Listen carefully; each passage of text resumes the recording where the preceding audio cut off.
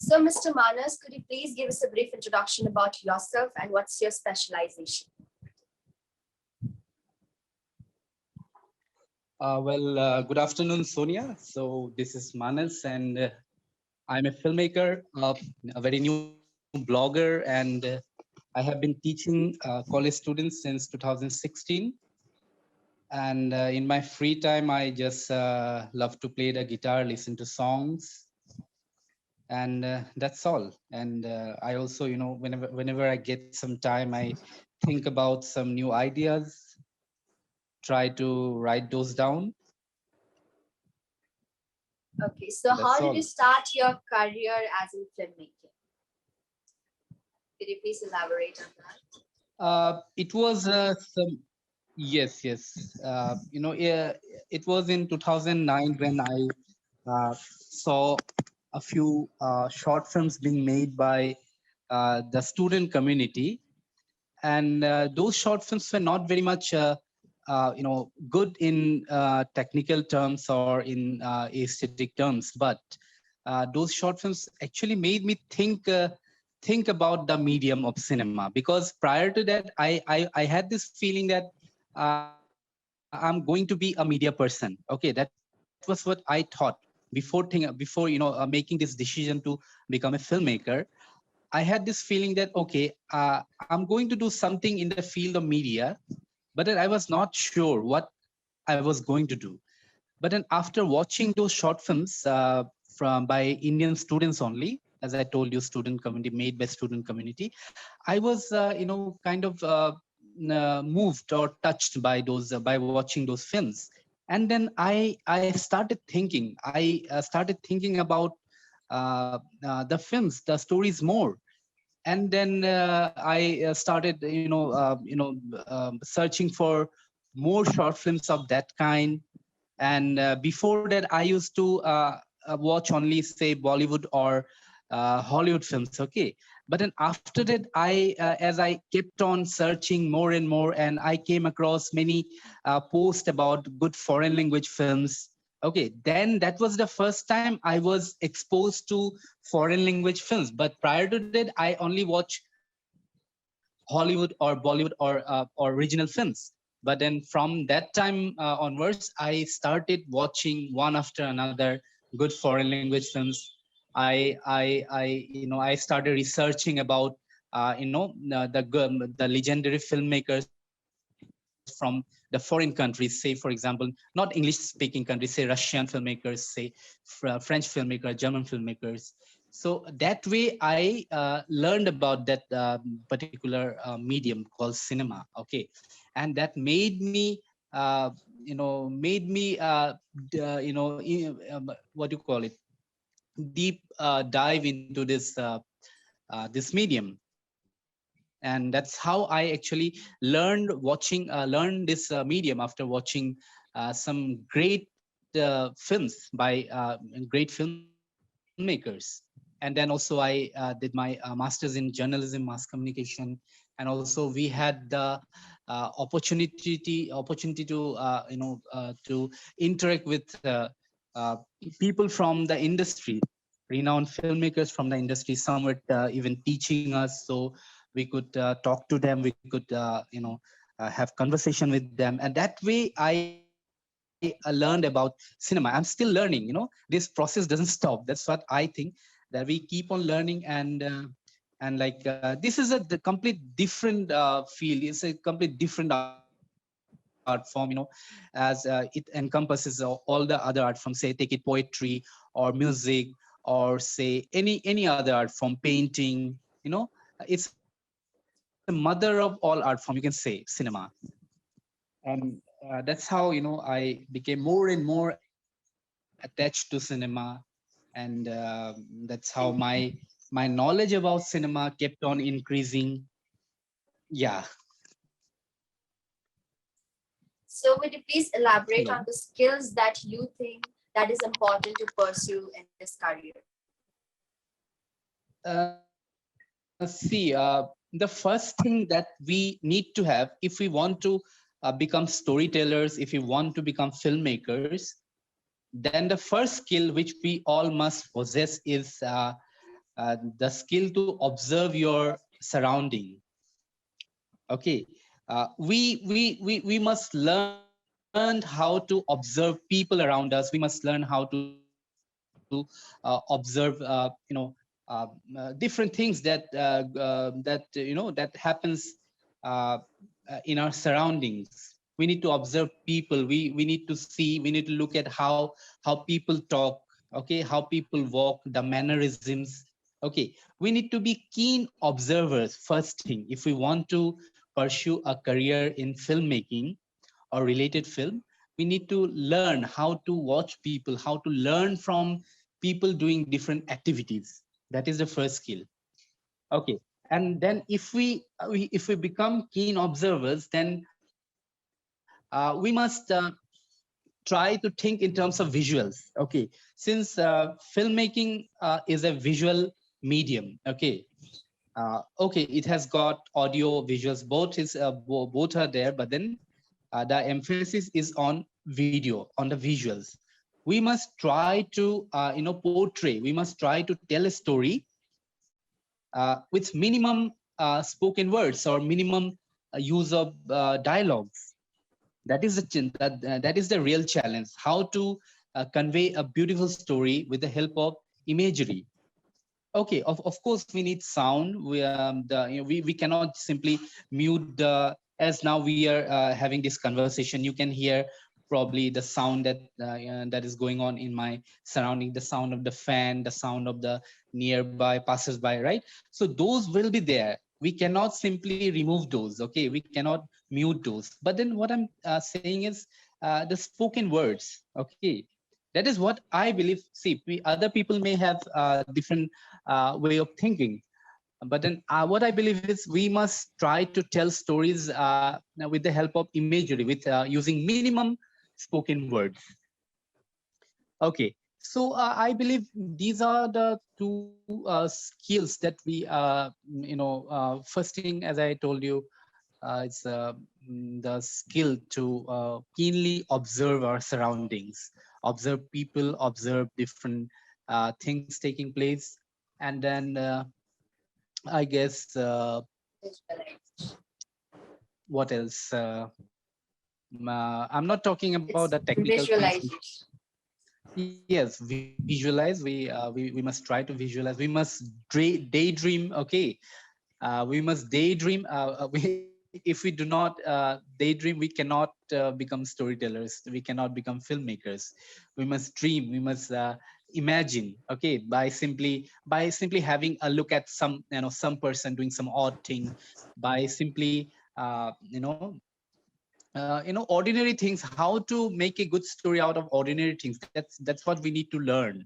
That's what I believe. Okay, because you take the most famous films, most critically acclaimed films, and when you watch those, you'll find that they are not trying to tell something out of this world. Okay, those are simple stories, simple human stories, but then that is it, that is the crux. You need to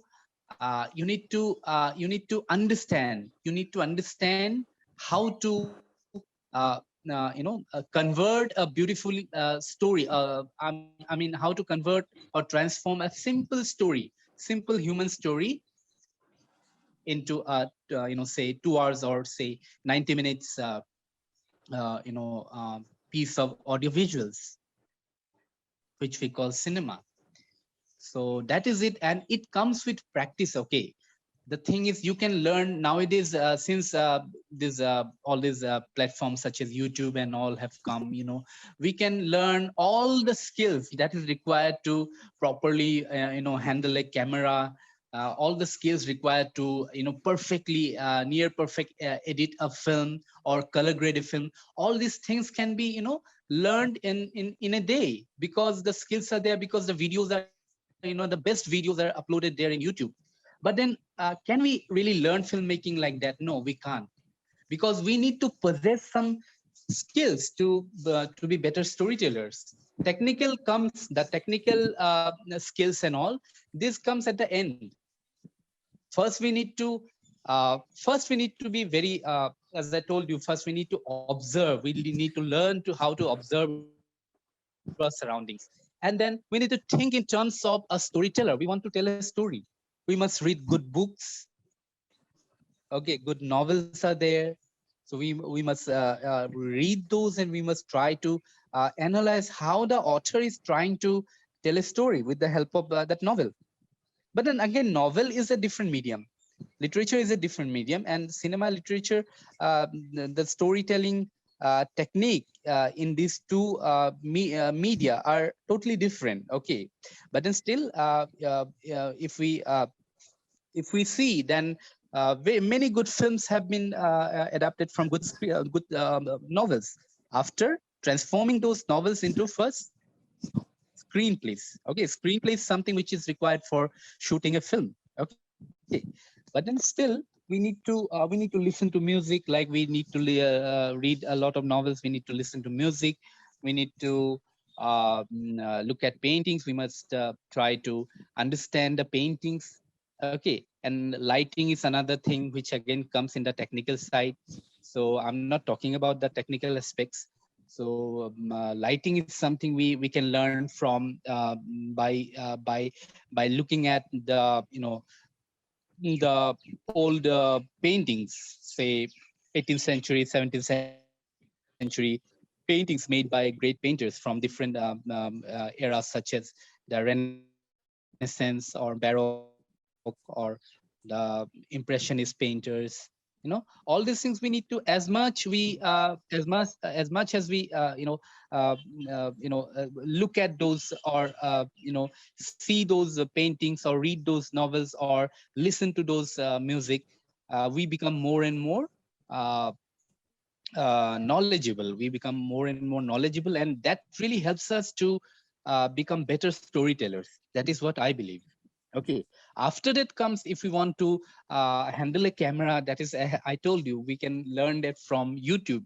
Okay, not just YouTube, there are so many other platforms are there, uh, who have got numerous videos. You just type the name of particular, you just type a keyword, and you'll get loads of videos. Okay, so that comes later. That comes later, when you say, well, when you want to really want to pursue filmmaking, and you have a very short crew, a very small crew, okay, consisting of maybe one or two people, when you'll have to multitask.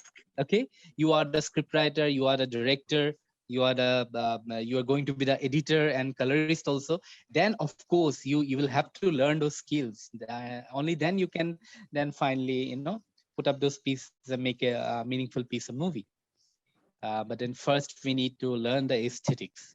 And okay, one more thing I want to mention here is, as I told in the beginning, we can learn a lot from watching. By watching good works, we can also learn from by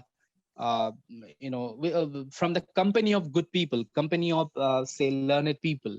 Say for example, there's a person who is a very good painter who lives nearby, and if I just have daily, if I have conversation with him for say half an hour, or say sometime, that really helps me. That helps me to uh, get more knowledge about his medium of painting. And also I learn a lot of things which really help me to help me to better write the stories, better make the films. Okay, better create the stories. Yeah, so all these things are only coming to my So mind, yes. Yes, yes, so any advice that you want to give us in uh, this kind of field? What are the advice that you want to share with us? advice, advice to the budding filmmakers, you saying, or Yes, yes. I mean, any advice for someone who is learning this filmmaking? Any advice that you want to correct, give to them? correct, correct. So advice, what I would say, first thing, because I have already mentioned these things, anyone who is pursuing this field, uh, what I've seen in the case of my students, they really do not watch the old classics, which are really required for the budding people to watch. Okay, say for example the classics of say the uh, what I'll say. Say for example the films made by Charlie Chaplin, films made in the silent era when there was no synchronized sound in the movies. Okay, films like A Trip to the Moon, The Great Train Robbery, and all. So these films are really not that good to watch now. Okay, that I understand, because we cannot because the youngsters, they cannot really feel they don't feel good to watch those old movies, black and white movies. But then those are the movies who were the pioneers, the filmmakers who made those movies were the pioneers of filmmaking. They started this medium. People like, say for example, Edwin Porter, people like say Orson Welles. Okay, people like Charlie Chaplin. These people, they back then when there was not, when technology was not that advanced, they didn't have that very high definition cameras and all. Still at that time they made such great films. So my first advice to the budding filmmakers or the filmmaking students is, please watch those films. We can learn a lot from those films. Okay, and when we watch those films, we can find out uh, which things uh, that is present nowadays, but were not there in those times. And yet the filmmakers achieved that particular, say for example, particular special effect the filmmakers used in their films. Okay, which we can now do with the help of VFX. Okay, VFX compositing. But back then there was no such technology, so people used special effects. If they wanted to show a shot of a spacecraft or rocket, then they had to build it, they had to make it. They simply had to make something, a device, an apparatus which would look like a rocket or spacecraft, like something which happened in the film A Trip to the Moon. Okay, so that is why we need to learn those, we need to watch those films first of all. And then secondly, I would like to tell the youngsters to make a habit of watching the films with the sound turned off. Okay, that is also one more thing which help us to better analyze shot by shot. Okay, when we simply mute the sound, we do not we don't get any deviation. We are not distracted by any sound, and so that we can simply concentrate on the visuals that are being shown. So that is one more advice I would like to give to the youngsters. I know that will be boring for you in the beginning, uh, to watch a film with the sound with muted, but then that will help you to understand how how people can can make the use of great imagery to tell stories. Also, that will help them to notice if there are any flaws. Okay, if there are any flaws, that can also be noticed if we mute the sound. And next, I would like to uh, tell the students is uh, there are certain filmmakers whose films are celebrated, not just watched, but then celebrated across the globe. For example, take the name Andrei Tarkovsky, the Russian filmmaker, the great filmmaker Andrei Tarkovsky. Then we have Ingmar Bergman from Sweden. Okay, then we have Stanley Kubrick, British American filmmakers. So we need to follow these filmmakers. They how they they made masterpieces, not one, not two, but many multiple masterpieces were made by these filmmakers. One more person I forgot to mention is Akira Kurosawa from Japan. So these people like Akira Kurosawa, Stanley Kubrick, Ingmar Bergman, Andrei Tarkovsky. So we need to watch those films. Many new filmmaking students, they do not watch the films of these filmmakers. So that is one mistake they do. I'd say it's a mistake, because by not watching something which is really good, something which is marvelous in terms of storytelling. Okay, cinema is a totally different medium, and it's very challenging. It's a difficult task to make a film.